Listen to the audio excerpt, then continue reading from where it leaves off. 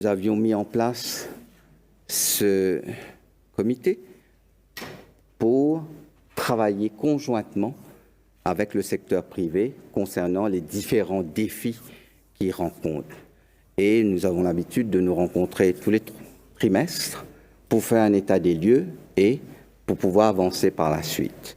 Comme vous le savez, ce comité est sous l'Economic Development Board, où il y a une division qui travaille en permanence avec le secteur privé pour voir un peu quels sont les éléments concordants et les éléments discordants. Donc nous, de notre côté, aujourd'hui, il nous fallait, après, je le dis bien, le premier trimestre du budget 2022-2023, il nous fallait vraiment regarder comment faire pour accompagner cette reprise économique. De l'autre côté, nous avons aussi fait un rappel par rapport à 2020 et 2021. Je tiens à souligner que ça fait 1 an aujourd'hui,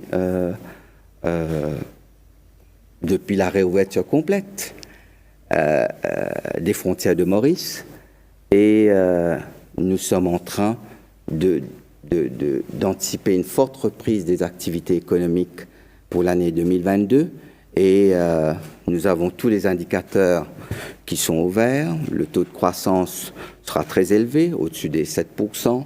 Le niveau du PIB va atteindre les 544 milliards de roupies. Le chiffre en 2019 était de 512 milliards, donc bien au-delà de ce qu'on avait en 2019, avant la pandémie.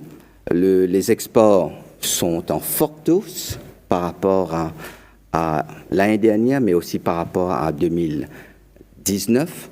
Nous devons, nous, accompagner cette reprise pour la rendre soutenable dans le temps, à moyen et long terme. Et c'est pour cela qu'on était là aujourd'hui. Et ça a été une réunion très chaleureuse, instructive, où il y a une liberté, où on a une liberté pour se dire et pour se parler, et on l'a fait.